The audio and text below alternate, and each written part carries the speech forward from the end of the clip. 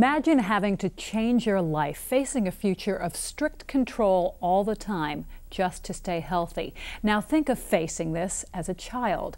I'm Charna Davis-Wiese, and welcome to UCF Imprint. I'm talking about diabetes. Dr. Lisa Roney is joining us today to talk about her book, Sweet Invisible Body: Reflections of a Life with Diabetes. You faced a life-altering change at 12 years old. Just about 12. And wrote a book that, according to what I've been reading of reviews and people who've written about it, is changing people's lives, because you wrote a book that makes diabetes a story. It's not a reference book. It's not talking about the medical whys and wherefores and what's going to happen medically, as much as, hey, this is what it does to your life. This is what it's like living with it. Yes, I thought it was really, a book like this was really needed. There were a lot of books out there about other health conditions, and there wasn't one at that time about living with, especially growing up with diabetes. And so I thought, I'm going to talk about it. Was it hard to do that? Was it hard to take the first step? You know, being a professor, and you teach other people's words, and to actually go there and open up your life to whoever wants to read about it. It wasn't hard in the writing. It was hard the week the book came out. I didn't want to leave my apartment. I was like, oh no, there's too much personal information in this book. I don't really want people to know. But I got over it, you know. And I did hear from people who were happy to be reading it, and so that helped a lot. It seems that there are more children than ever being diagnosed, and more teenagers than ever being diagnosed with diabetes. And I can't imagine what it's like to ingest that, to decipher it, to realize how huge this is. Yeah. I'm sure you remember that vividly. I do, and I want to make one distinction, which is the increase in diabetes among teenagers today is with what's called type 2 diabetes, which used to be called adult onset, and it was the kind that older people got. And I have a different kind. I have type 1 diabetes, and I think the rates of type 1 have stayed pretty much the same. Mm-hmm. And they're different. They're actually different illnesses, even though they're both blood sugar disorders. Right. So there's a lot of confusion about that. Sure. But when I was I don't know, 11, 12, when I was diagnosed, it was, I think, my parents' support that helped me kind of get through that the most. They were very practical about it. Was it a shock? Was it a surprise? Because I imagine whether it's type 2 or type 1, it's still facing the same kind of feelings. Yes. It was a shock. It was a real shock. I had had a bad couple of years, I should say. My grandfather had died, and then that fall I had been in a horseback riding accident and had broken my ankle and my finger, and I was in a wheelchair for several weeks. And then I was still on crutches with a cast on my ankle when the diabetes was diagnosed. And so I was in a bit of a blur, I think, and just, you know, dealt with it. So many things out of your control. Right, absolutely. I learned a lot of hard lessons Did that you have year. to start taking the insulin injections right away? Immediately, yes. Oh my goodness, you didn't even have any time leading up to that. Nope. Absolutely not. I mean, by the time I was diagnosed, my blood sugar was so high that I was going to the bathroom every 15 minutes. And so, you know, I went into the hospital, and they started teaching me how to give myself injections right away, the old classic injecting the orange first. Right. And my mother decreed, you're not leaving the hospital till you can do your own injections. I remember, as I told you, my mother had diabetes, and I remember she was in such denial. She did not want to give herself that injection. And I think it was more not only the fear of doing it, but once she gave herself that first injection, it was a passage. Yeah. It was like opening the door to a life that she wanted to hold off a little bit. Did you feel the same way? I don't think I did, just because it never occurred to me. You were a kid. Yeah, I was a kid, and there was no transitional period. It was either do this or you're going to die. And I mean, they were very dire about the way they talked about it in the hospital. They really wanted to scare you. And there's a lot of non-compliance with diabetes, and so I understand, I guess, in retrospect, why that was. But I was just terrified. I was just, you know, afraid that if I didn't do this properly and follow all the directions and be a good girl, that that terrible things were going to happen. Did you tell your friends? Yes, I did. I've never been a person who hid it from anyone. And although it was interesting, after the book came out, I did have a couple of friends who were people that I knew in college, not my closest friends, but part of my social circle.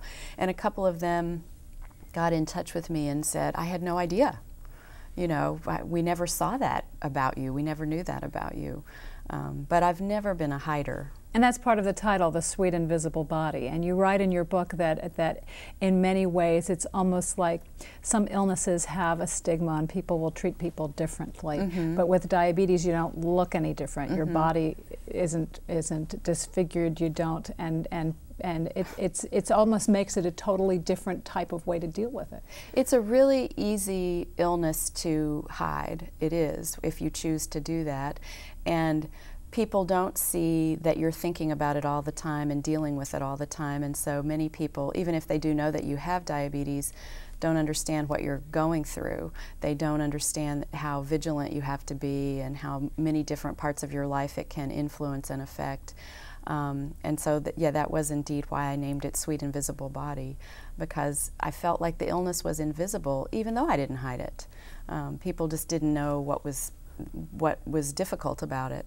Right, and then they probably, very hard for them to understand. I know in my family, my siblings, it was very hard for them to understand my mother's emotional changes, mm-hmm. or her mood swings, which were, you know, she was a very dramatic person anyway. Yeah. But I think it was probably enhanced by the blood sugar levels. Yeah. And I'm sure. I mean, you know, it's a funny thing about that, because when I find myself, you know, angry about something or in a bad mood about something, I'm never sure if it's just the anger by itself, you know, justified by whatever is going on in the world, or if it has to do with, you know, how I'm feeling.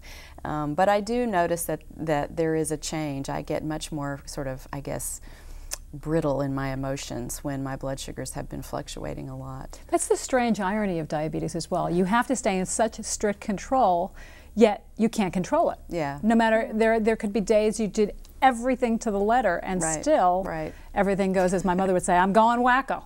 Right. Yeah, it's very hard to predict. I mean, we know, you know, food has an effect, exercise has an effect, stress has an effect, but you certainly can't usually control the stress in your life. And so, you know, if you get a fever, if you have any kind of illness or anything like that, all of those things can influence it. So it's a sort of, there's a formula in there somewhere, I'm sure, but we don't really know what it is. Don't know what it is yet. Yeah. I can't imagine 12 years old, going to middle school, preteen, teenage years, having that in the mix with everything else. You went through a time where you were probably you're probably giving your parents some late nights worrying, I imagine. Probably. I don't really remember.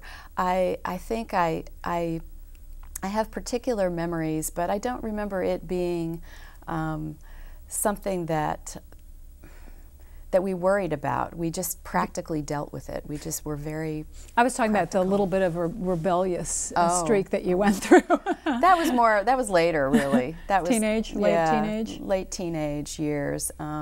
Although one thing about me is that I never quit taking my shots. I mean, there's a real problem with some teenage type 1 diabetic girls in that they want to stay skinny. Right. And insulin, using insulin keeps the weight on. When you're not using insulin, when your blood sugar's high, your body is getting rid of sugar without using it, and so you stay very thin. And so a lot of young girls will refuse to take their shots, will pretend that they do and don't, and all that kind of stuff. They call it diabetic anorexia is what they call it. So it's quite a problem. And there's maybe sometimes no way for the parent to know they're actually doing that Probably until they not. become ill. Yeah, and that's unless they check all the blood work and it's out of whack and way so out of whack that they can tell. Yeah. So when was the first time you realized that maybe it's affecting relationships with other people? Wow.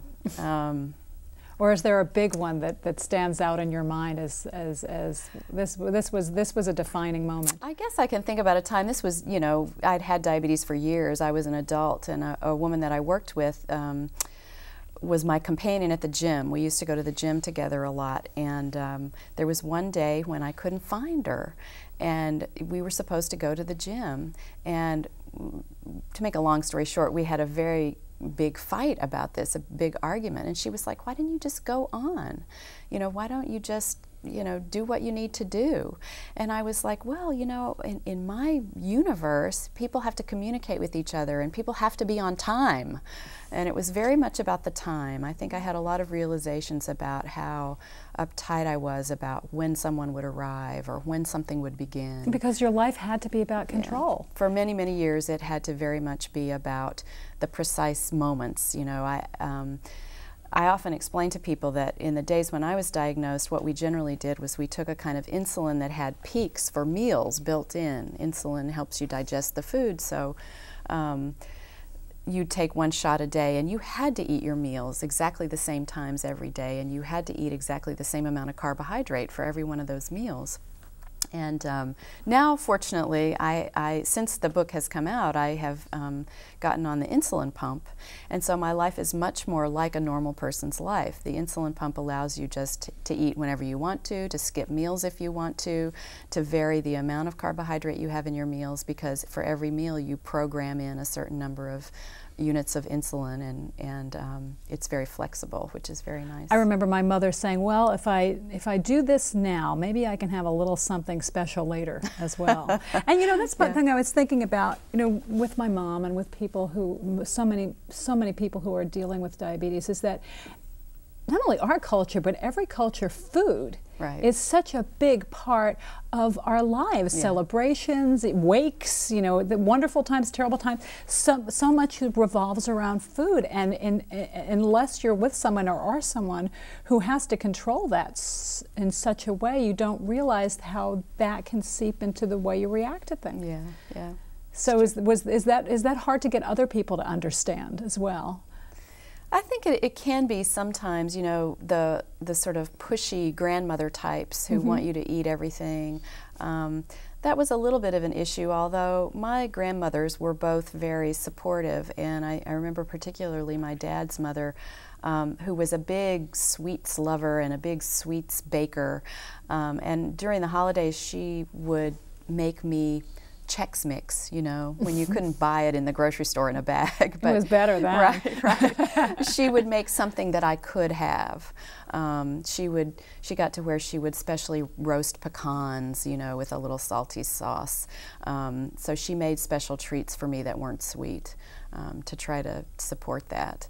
I think it was such a horrifying thought to her not to be able to have treats at the holidays. She had to make herself feel better about it. There's one part in the book where I really loved, and it can be anybody with anything that seems to affect their lives in ways they wouldn't want it to, that you compared the diabetes to a lover that sometimes had to be understood and indulged.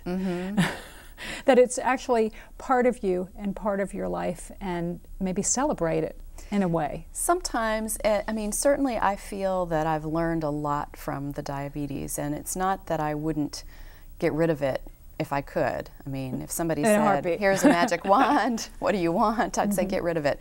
But I think at the same time I've come to appreciate it as something that gave me some empathy for people who had different kinds of difficulties in their lives, who felt misunderstood in various ways, or who were you know, ignored in some particular aspect of life. And so I think I do have gained certain kinds of insights. And you became a champion for causes as well. And sometimes a champion for causes, not as much as I would like. You know, I have a full-time career, so I work hard, and I don't contribute as much time to charitable organizations as I would like, but I do some. You have a reading that you were going to share with us? Sure. I can.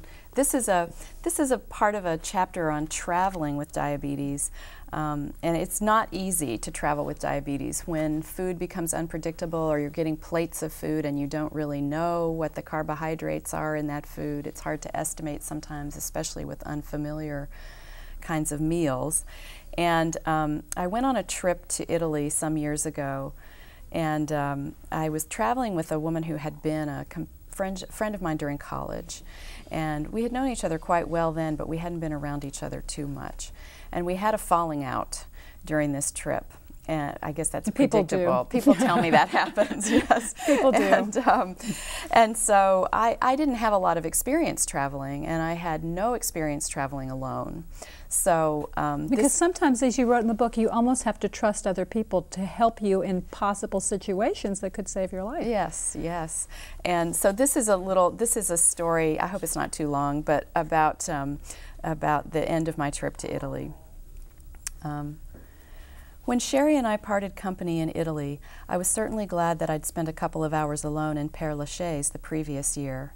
Of course, Sherry and I hadn't been so continually joined as my mother and I had been. We had agreed to go our separate ways a number of different afternoons, such as when I wanted to visit the Uffizi in Florence, and she preferred more time in the shops and cafes. Once I had gathered my wits in Aviano, I was eager to go on by myself, Sherry's fits of pique and paranoia fading like the high whine and gasoline odor of a passing motorbike. I changed the film in my camera from black and white to color, revved up my credit cards, and launched into my new adventure. My mother had offered to buy me a ticket home right away, but the idea was anathema to me. On one level, my fears seemed ludicrous anyway, as I'd lived alone for the past 6 years. That most dangerous of diabetic times, the wee hours of the night when one is asleep and least likely to notice the signs of hypoglycemia, would be no different in hotel rooms in Italy than in my bedroom at home.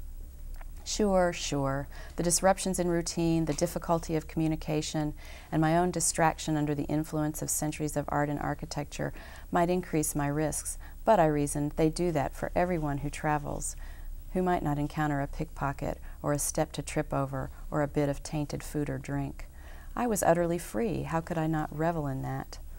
I rode the jam-packed train into Venice in high spirits and had a fabulous first day there, finding my cozy hotel just around the corner from the station, donating my now sapped paperbacks to the desk clerk's collection, and chatting with him about books, taking a boat ride with 3 young men who easily could have robbed me blind and dumped me in the ocean, but who instead blushed and smiled and waved when they let me off at the Chiesa della Madonna dell'Orto to see the Tintorettos there, and eating my dinner in a tiny, cheap pizzeria with a group of high school students from Puglia. In a riotous amalgam of their schoolbook English and my Berlitz Italian, we traded information about our itineraries and our lives, and the girls were thrilled to meet a quote-unquote independent American woman. I laughed and told them that I was afraid of traveling alone, but what could I do? We all laughed, and they told me about the dreams that they were afraid of never achieving. I want to be a doctor, one told me, but my mother wants me to get married and have grandchildren. The boys at the next table hooted half-heartedly, and she shook her head, her short dark curls recoiling, her spine stiff, her face turned away from them. La vita è un river, I philosophized, thumbing through my dictionary. La vita è un fiume. It takes you strange places, a les postos stranos. As I returned to my hotel and went to sleep, I was accompanied by the image of the circle of nodding heads and the memory of our indulgent laughter. The next evening, near disaster cut through the pleasant hours I'd passed, trundling the streets, shops, churches, and museums of Venice.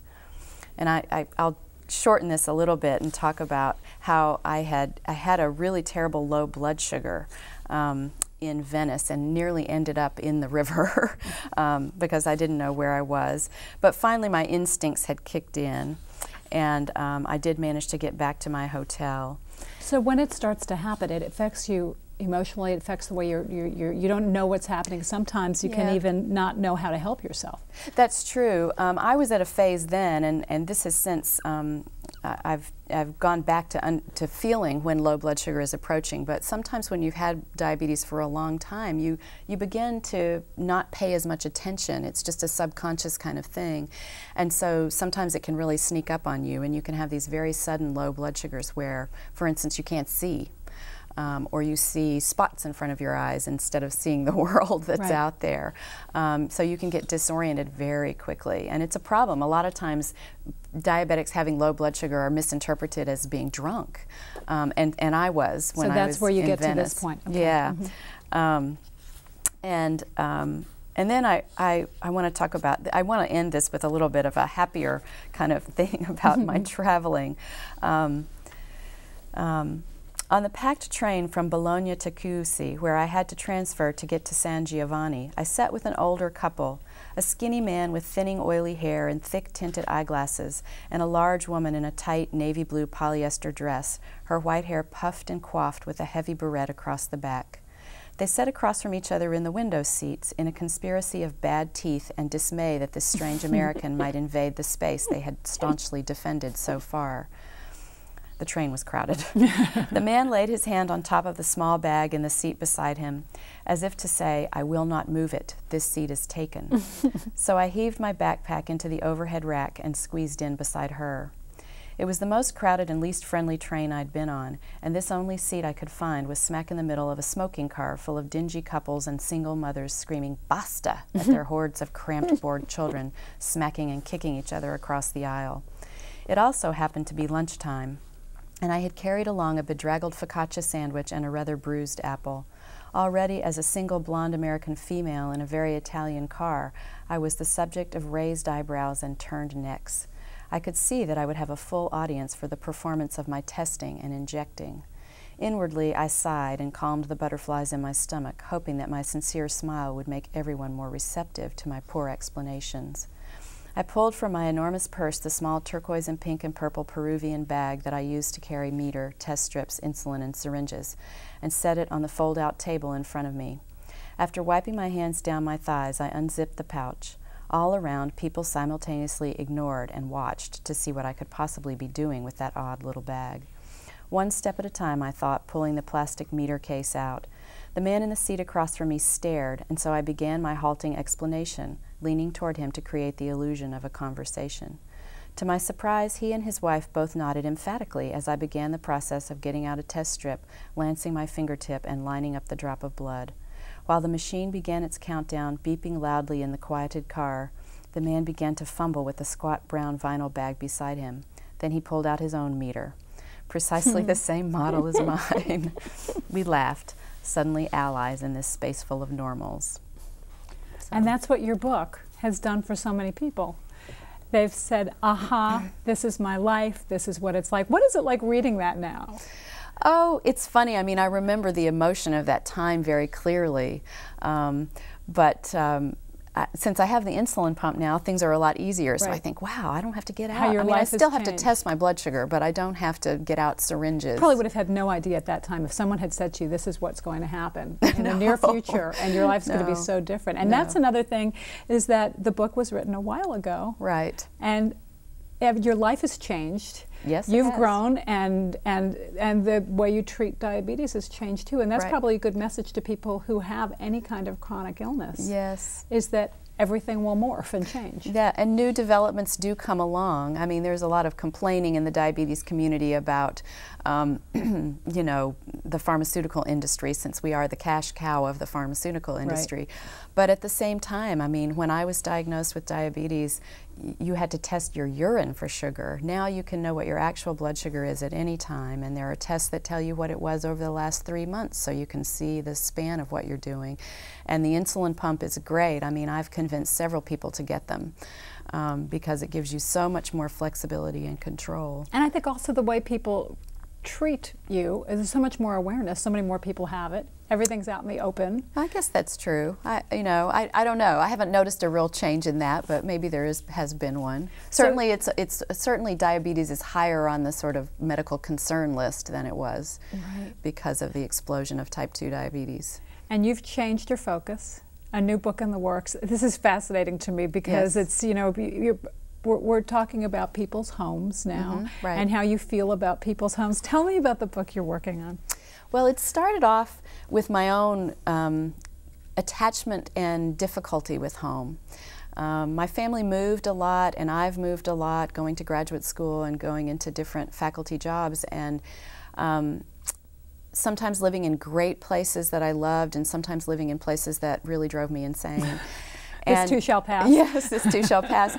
But when I was living in Lewisburg, Pennsylvania, I had an elderly neighbor who had lived in his house his entire life. He was 88 years old. And so I started thinking about people's physical comfort in their space, and the actual physicality of that. I mean, we read a lot about decorating. You're a decorator. You know a lot about that field. And we think of the house as something that we can control and that we can you know, develop in particular ways that reflect our personalities. But I got really interested in how houses influence us. Right. And I started collecting stories from different people about their relationships with their homes, with a sort of interest in the physical. For instance, I interviewed one guy who has HIV, and he has a cocoon. He calls it his cocoon. He lives in a loft, and has this big, large sort of industrial space with large windows, but for the times when he's ill, he has a little roofed bedroom with everything he needs right there. A womb, yeah. So I talked to a lot of people and got a lot of ideas, and I was interested in developing a collection of essays, but publishers aren't really interested in collections of essays much these days, and so... And people love reading it, especially in the lack of time that everybody has now. I know. It's amazing to me that shorter things don't do better, but at any rate, they want a full-fledged narrative, and so I've been working with a guy in Massachusetts who who's trying to restore a home that his own family ruined.